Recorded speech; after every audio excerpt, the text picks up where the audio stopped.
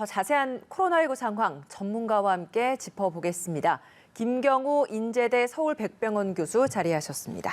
어서 오세요. 네, 안녕하세요. 네, 오늘 발표된 어제 하루 동안의 신규 확진자 수 1,378명입니다. 매일같이 요즘 들어서 최고 기록을 경신하고 있거든요. 지금 이 코로나19 상황 어떻게 진단하고 계십니까? 네, 그렇습니다. 지금 우리가 7월 7일 날 갑자기 1,268명이 신규 확진자가 나오면서 갑자기 증가했는데요. 네. 갑자기 증가한 사례는 우리가 작년에 신천지 사태 때 갑자기 증가한 경우가 있었는데 그때는 감염이 증가했다기보다 우리가 감염된 집단을 접촉자 조사하는 과정에서 확진자가 많이 나와서 갑자기 증가한 적이 있었기 때문에 아마도 이번에도 이렇게 많이 N차 전파가 이미 전파가 되어 있었는데 여러 가지 집합에 대해서 접촉자 검사를 하는 과정에서 많이 확진자가 나오지 않았나 이렇게 좀 추정해 봐야 될 것 같고요. 어쨌든 확진자는 굉장히 많이 발생하고 있고 계속적으로 전파가 지금도 일어나고 있다 이렇게 봐야 될 것 같고요. 그럼 왜 이렇게 갑자기 이렇게 1,000명대 이상으로 1,200명대 이상으로 증가했을까? 네. 뭐 여러 요인들은 조금 지나봐야지 분석이 가능할 것 같은데요. 예를 들면 실제로 델타 변이 바이러스가 많이 유행을 이끌었는지 이제 유전자 분석을 해봐야 될 것 같고요.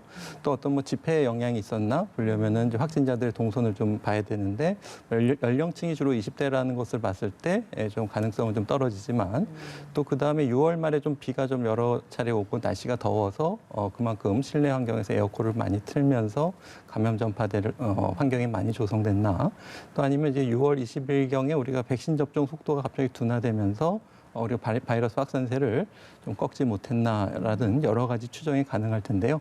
이런 요인들을 좀 분석하면서 우리가 좀 추가적으로 확산이 더 생길 수 있는 요인들을 좀 사전에 차단하는 것. 그러니까 예를 들면은 밀폐된 환경에서 에어컨을 켜는 환경, 특히 여러 사람들이 마스크를 벗고 식사를 한다든지 차를 마신다든지 뭐 술을 마신다든지 이런 환경을 우리가 모두 좀 철저히 관리하는 노력들이 필요할 것 같고 이런 것은 우리가 뭐 4인 모임, 2인 모임을 한다고 해도 같은 모임이 아닌 다른 모임 간에서도 전파가 일어날 위험이 높다는 것을 생각했을 때 앞으로 방역 관리에 좀 참고가 될 것 같습니다.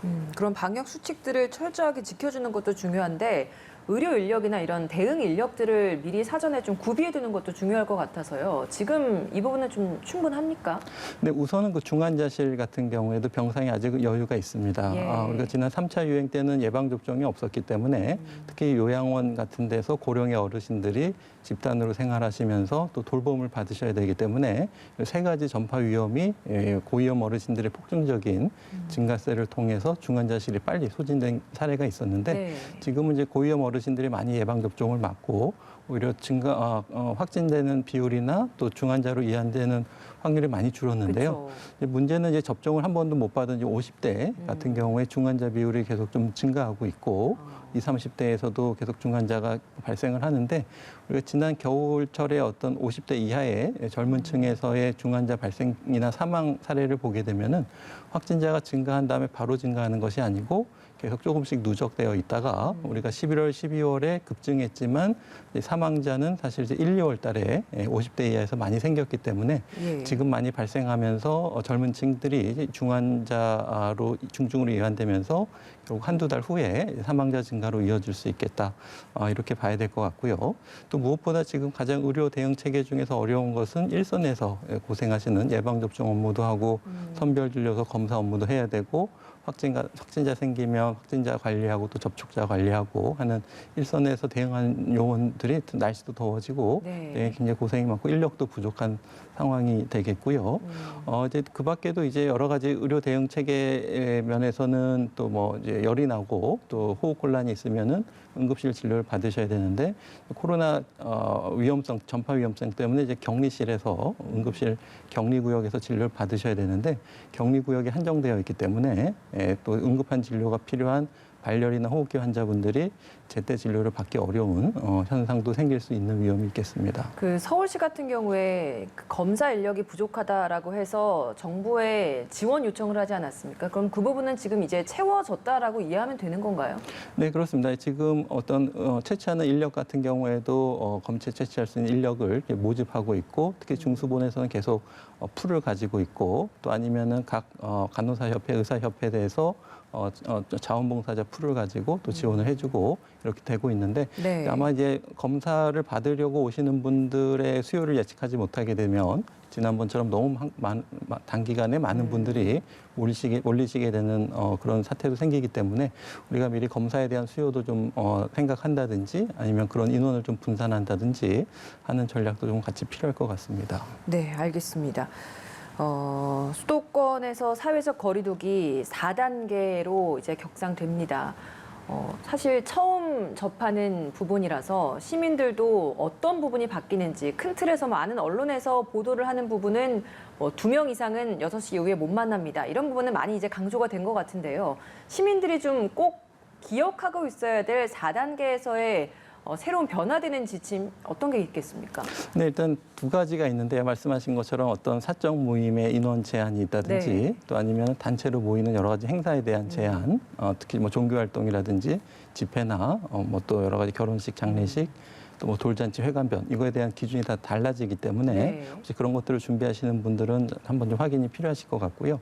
또 이제 다중이용 시설 관리에 있어서 보통 이제 이번에 조치에서는 영업 제한을 좀 최소화했습니다. 그래서 일부 이제 유흥주점이나 또 이제 룸사롱 단란주점에 대해서만 집합 금지를 하고 나머지 뭐 노래방이나 PC방 이런 데는 다 뭐 10시까지 문을 열고 있는데 일단 대신에 이제 방역 수칙 점검을 엄격하게 해서 한 번이라도 중대한 방역 수칙을 위반하게 되면 과태료나 열흘간 영업 정지가 되기 때문에 네. 특히 이용하시는 분들은 핵심 방역 수칙 마스크를 잘 쓰셔야 되고 방명록 기록을 잘 남기신다든지 또 증상이 있을 때는 그런 다중이용시설을 이용하지 말고 이런 방역 수칙을 잘 지켜주셔야 하는 부분이 필요할 것 같고요. 예. 일단은 그 무엇보다도 이런 그 규칙은 최소한이라고 보시면 될 것 같고 이 규칙에서 규정하지 않았다고 하더라도 최대한 어떤 약속이나 외출 이런 것들을 최대한 자제해 주시고 예를 들어서 6시까지 4명이니까 괜찮아 그러고 막 이렇게 모임을 많이 가지신다든지 이런 것들은 좀 피해 주시는 것이 필요하겠습니다. 근데 이제 수도권에만 이렇게 4단계가 적용되다 보니까 물론 지금 수치로 나오는 게 수도권이 70% 넘게 좀 차지하고 있고 비수도권은 20% 정도입니다. 그렇기 때문에 이렇게 수도권에만 국한되게 단계를 격상한 거로는 이해는 됩니다만 이런 부분을 좀 악용하는 사례들도 나오지 않을까. 그래서 풍선 효과가 나타나지 않겠냐. 이런 우려도 있거든요. 이 부분에 대한 교수님 의견은 어떠신가요?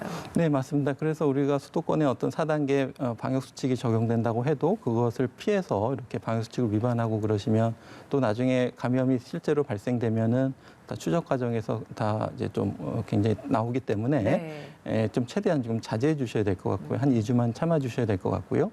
지금 이 수도권의 확산세는 일부 비수도권에서도 좀 관찰이 되고 있는데 수도권 못지않게 사람들 간의 접촉이나 밀집도가 높고 이동량이 많고 이런 부산이라든지 이런 대도시에서는 언제든지 폭발적인 감염이 또 일어날 수가 있거든요. 네. 근데 다만 이제 비수도권에서 인구 밀도도 낮고 이동량도 적고 또 고령의 어르신들이 많이 계시면서 접종률이 높고 이런 지역은 상대적으로 발생률이 아직까지는 적기 때문에 비수도권 중에서도 이렇게 감염 확산이 위험이 높은 지역에 대해서는 긴밀한 모니터링과 함께 선제적인 사회적 거리두기 강화 조치, 방역 수칙 준수 이런 것들이 필요할 수 있겠는데 특히 이제 비수도권은 그런 데는 지금 사회적 거리두기가 굉장히 1단계나 2단계로 완화되어 있는 상태이기 네. 때문에 서울보다 수도권보다 더 빨리 확산될 수 있기 때문에 좀 철저한 모니터링과 주의가 필요하시겠습니다. 그럼 지금 단계에서 선제적으로 단계를 올릴 필요는 없다는 의견이신 건가요? 일부 지자체, 특히 이제 광역도시 중심으로는 선제적으로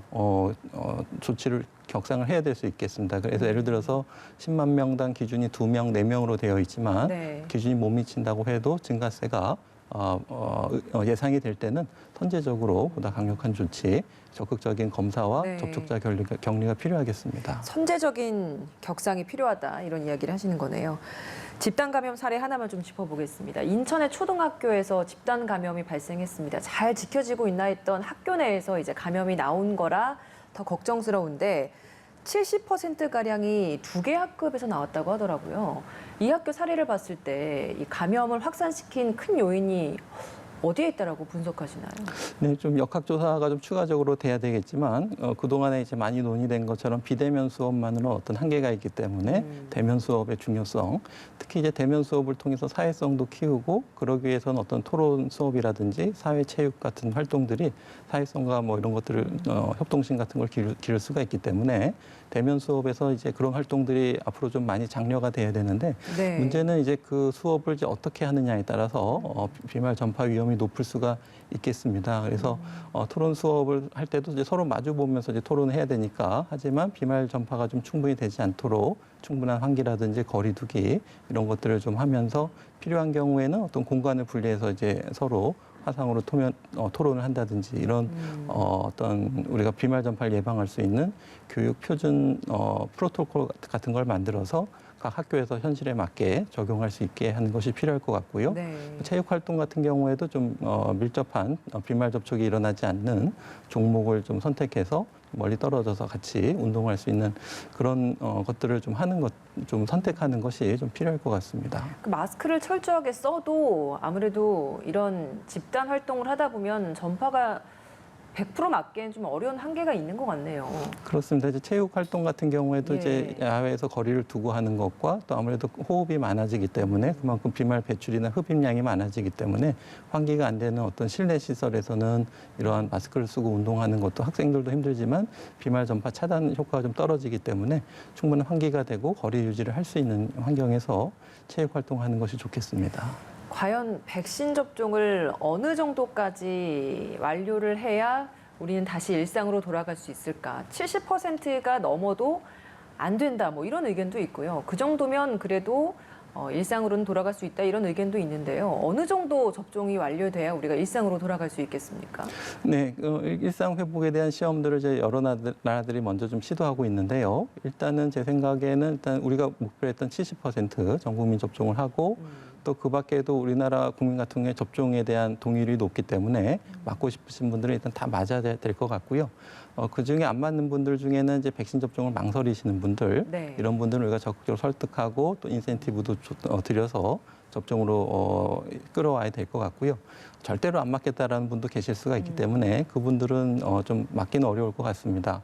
그래서 이제 어느 정도 우리가 희망하신 분들이 다 맞은 다음에 그 다음에 우리가 이제 일상생활, 그러니까 확진이 돼도 역학조사를 하거나 접촉자를 찾아서 격리를 한다든지 이러지 않고 또 뭐 먹는 항바이러스제가 나와서 드시면서 이렇게 할 수가 있겠고 이제 백신 접종을 안 맞은 군 같은 경우에는 예를 들어서 가볍게 앓고 지나갈 수도 있겠고 특히 이제 젊은 청소년층이라든지 그런 경우에는 이제 안 맞은 군에서도 자연 면역이 획득될 수가 있기 때문에 당분간은 우리가 일상으로 서서히 풀면서 일부 경한 감염들이 생기지만은 결국 최종적으로는 백신 면역과 자연 면역군이 이제 합쳐지면서 결국 이제 전체 집단이 또 면역을 형성하게 되면은 우리가 이제 코로나19와 이제 공존할 수도 있지만 코로나19가 또 종식될 수도 있는데 가장 큰 변수는 아무래도 계속 항체의 면역을 회피하는 변이 바이러스 출현이 될 수가 있겠고 이런 변이 바이러스는 주로 이제 예방 접종이 잘 안 되어 있는 그런 나라에서 집단 감염이 생기면서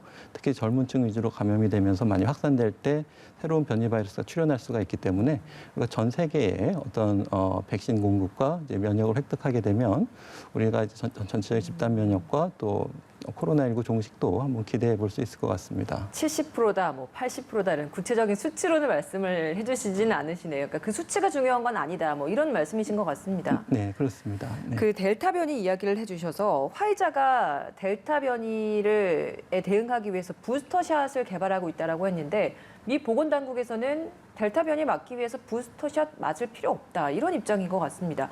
교수님은 어떤 의견이신가요? 네, 일단은 그 부스터샷의 목적이 두 가지가 있을 것 같습니다. 한 가지는 이제 감염 예방 효과. 그러니까 감염 예방 효과라는 건 내가 감염되는 것을 예방하는 것도 있지만 그를 통해서 다른 사람에게 전파되는 걸 차단해주는 효과, 집단 면역을 위한 효과. 그래서 집단 면역을 통해서 미접종자까지 보호할 수 있는 효과가 하나가 있을 수가 있겠고요. 네. 또 하나는 이제 중증화나 사망으로 예방되는 것을 예방해주는 효과, 특히 이제 고위험군 또 뭐 장기 이식으로 면역이 떨어져 있는 분이라든지 이런 분들을 위한 부스터샷 이렇게 나눠서 생각할 수가 있겠는데 네. 일단은 그 감염 예방을 위한 부스터샷은 아직까지는 더 많은 백신이 필요하고 그렇기 때문에 중증 고위험자 일부만 선택해서 부스터샷을 하는 것을 고려해 볼 수가 있을 것 같고요. 네. 일단은 그 지금 지금 2차 접종까지 마쳤을 때 특히 델타 변이 바이러스에 대한 집단 면역의 어떤 예방 효능이 좀 차이가 있는데 이제 국가별로 좀 차이가 있기 때문에 좀 추가적인 분석이 필요할 것 같은데 아직까지는 제 생각에도 화이자 백신을 기준으로 했을 때 2차 접종까지 마치게 되면 어느 정도 충분한 예방 효과, 특히 중증화나 사망하는 예방 효과는 있기 때문에 부스터샷은 필요 없을 것 같고 다만 이제 예방 효과가 좀 떨어지는 부분은 우리가 좀 마스크 착용을 좀 적극적으로 하면서 좀 추가적으로 집단 면역을 이룰 수가 있을 것 같아서 조금 더 네. 선진국의 사례들을 지켜보고 결정하면 좋을 것 같습니다. 알겠습니다. 오늘 말씀 여기까지 듣겠습니다. 김경우 인제대 서울백병원 교수와 함께했습니다. 고맙습니다. 네, 감사합니다.